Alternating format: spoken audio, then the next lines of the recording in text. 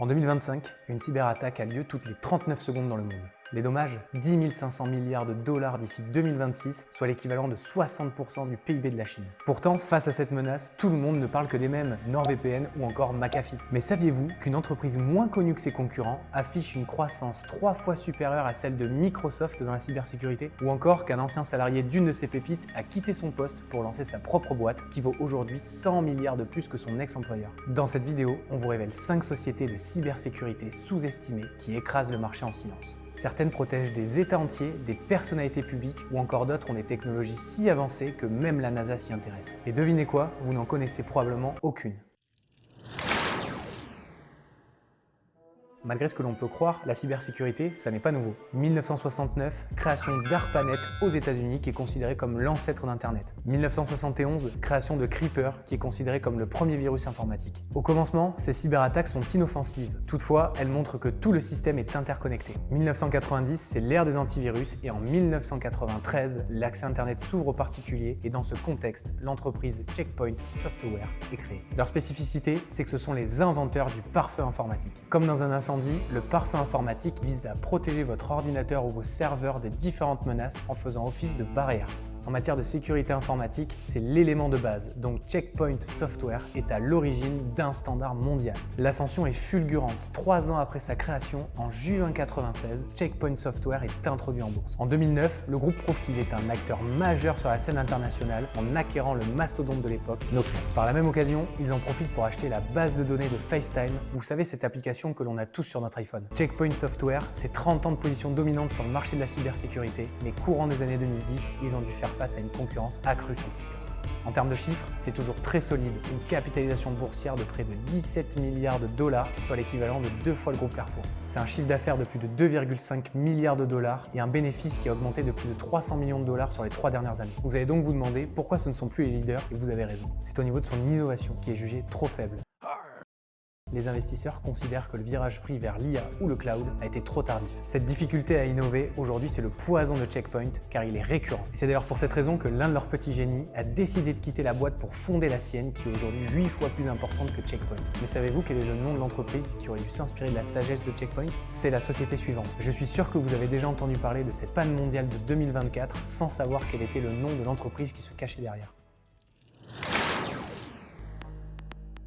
Début des années 2010, c'est l'intensification des cyberattaques. Elles sont plus nombreuses, plus rapides et beaucoup plus sophistiquées. 2011, l'entreprise CrowdStrike voit alors le jour. Elle s'impose alors comme un acteur pionnier des solutions de sécurité des endpoints. L'endpoint, c'est quoi? C'est l'extrémité d'un canal de communication, soit l'équivalent de votre ordinateur, de votre serveur ou encore de votre téléphone portable. Leur point fort, analyser les menaces en temps réel, répondre instantanément aux incidents, protéger des environnements hybrides et enfin utiliser l'IA pour traiter des volumes massifs de données. Son produit phare, CrowdStrike Falcon. C'est une plateforme cloud reposant massivement sur la machine learning, l'IA ou encore la corrélation de milliards d'événements par jour. Falcon permet aux entreprises de détecter, de prévenir et de répondre aux attaques en temps réel et de manière automatisée. Vous voulez savoir pourquoi CrowdStrike est un mastodonte? Voici les 3 chiffres qui le prouvent. Premièrement, c'est un cours de bourse qui a fait plus 263% en 5 ans, c'est 2 fois plus que Meta. Un chiffre d'affaires qui a augmenté de plus 76% et un bénéfice qui a augmenté de plus de 135% en 2 ans. Résultat de tout ça, une capitalisation dantesque de 133 milliards de dollars. CrowdStrike, c'est une stabilité sans pareil. Retour en 2024, lorsqu'en l'espace d'une seule journée, le monde s'est arrêté. Aéroports, banques, hôpitaux, médias, tout le monde est touché. Tout le monde a cru que c'était de la faute de Microsoft. Mais en vrai, le vrai coupable, c'était CrowdStrike. La cause, la mise à jour défectueuse d'un module Falcon utilisé par Microsoft. On aurait pu croire que ça allait être un cataclysme boursier. Que nenni, après une baisse de 8% sur la journée, le titre est revenu sur les mêmes niveaux 6 mois après. CrowdStrike, on adore. Et d'ailleurs, il n'y a pas que nous. Ce n'est pas pour rien que le marché l'a placé 2e plus grosse valorisation dans le secteur de la cybersécurité. CrowdStrike, c'est top, mais attendez de voir la société suivante, qui est la progression la plus fulgurante de ces 5 dernières années.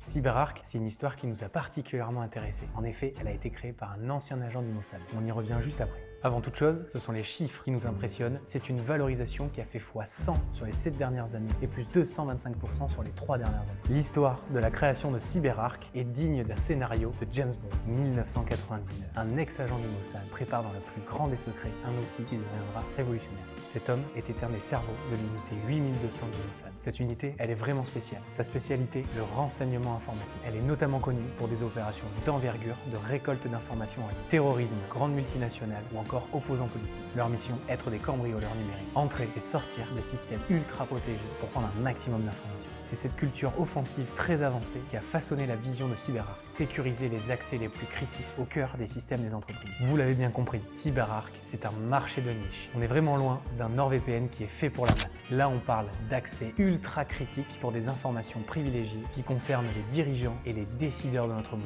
Il est vrai que l'évolution de son cours de bourse est particulièrement marquante sur les 5 dernières années, puisqu'elle fait mieux que Google, Amazon ou encore Tesla. Mais c'est pas ce qui nous interpelle le plus. Ce qu'on va retenir, c'est la niche que CyberArk a créée dans le secteur de la cybersécurité. Cette compétence spécifique a été façonnée par l'histoire et l'expérience de ses fondateurs. La compétence de CyberArk est tellement perfectionnée que son rachat est déjà acté pour fin 2026 pour un montant de 25 milliards de dollars. Avant de vous parler de l'entreprise leader et mastodonte du secteur qui a décidé de racheter CyberArk, je vais vous parler d'une autre entreprise. Une entreprise qui a compris avant tout le monde que l'information se trouvait dans les nuages.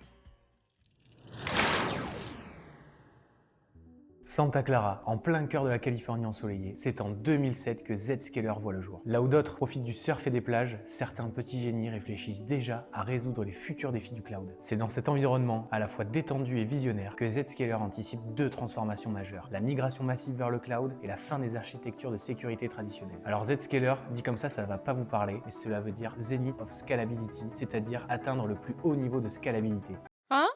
La scalabilité, c'est la capacité d'un système à supporter un changement d'échelle sans subir de modifications. La philosophie de Zscaler, c'est cette volonté de pouvoir s'adapter parfaitement à toutes les évolutions futures. Zscaler comprend rapidement, avant tous ses concurrents, que les utilisateurs se connecteraient directement depuis les applications, ce qui permet à l'entreprise de devenir pionnière très rapidement sur la sécurité cloud. À une époque où tous ses concurrents se basaient sur des solutions physiques ou matérielles, Zscaler, eux, arrivent et basent leur système de sécurité sur une architecture entièrement cloud.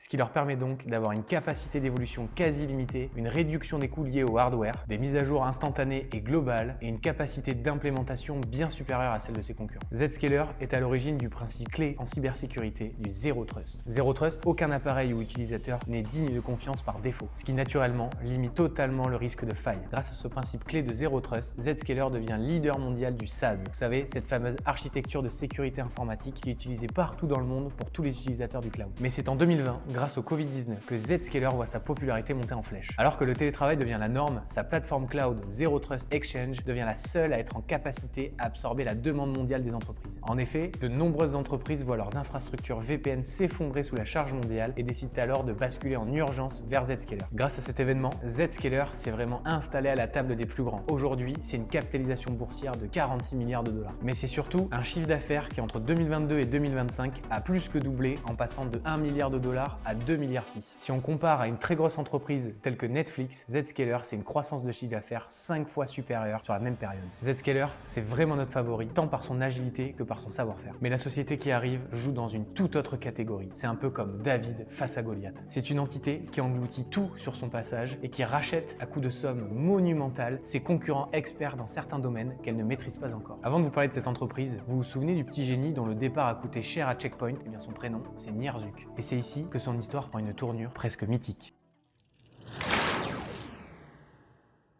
Jeune ingénieur employé chez Check Point, Nierzuk avait une idée un peu trop en avance sur son temps. Il imaginait un pare-feu d'un nouveau genre, plus intelligent, capable de comprendre le trafic autrement que par de simples règles et suffisamment adaptable pour faire face aux menaces qui commençaient à émerger. Il présente son concept à sa direction, mais Check Point, alors leader incontesté du marché, refuse, jugé trop ambitieux. Alors Zuck fait quelque chose d'audacieux. Il décide de quitter l'entreprise pour prouver qu'il avait raison. Et c'est alors, en 2005, qu'il décide de fonder Palo Alto Networks. Il profite alors d'un contexte favorable. Le trafic web explose, les applications deviennent plus complexes, les pare-feux traditionnels ne suffisent plus à protéger les entreprises et les menaces deviennent polymorphes, ciblées et sophistiquées. Il construit son fameux pare-feu nouvelle génération capable de comprendre les applications, identifier les utilisateurs, analyser le contenu, prévenir les menaces, le tout dans une seule plateforme intégrée. Quelques années plus tard, ce produit révolutionne totalement le secteur jusqu'à détrôner Check Point sur son propre terrain. Et les chiffres parlent d'eux-mêmes. Palo Alto, c'est une capitalisation boursière de plus de 138 milliards de dollars. C'est un chiffre d'affaires qui est passé de 5,5 milliards de dollars en 2022 1952 à plus de 9,2 milliards de dollars en 2025. Mais c'est surtout un bénéfice qui a augmenté de plus de 300% en moins de 2 ans. Rendez-vous compte, Google sur la même période, c'est 10 fois moins que Palo Alto. Et quand je vous disais tout à l'heure qu'elle engloutit tout sur son passage, eh bien c'est le cas. Depuis sa création, c'est plus d'une vingtaine d'entreprises qui ont été rachetées. Et vous vous souvenez de CyberArk? Eh bien elle non plus n'a pas fait le poids face au géant Palo Alto. Alors qui aurait pu croire que ces 5 entreprises, souvent discrètes, presque invisibles, étaient en réalité les gardiennes silencieuses de notre monde numérique. Des leaders technologiques, des pionnières qui opèrent dans l'ombre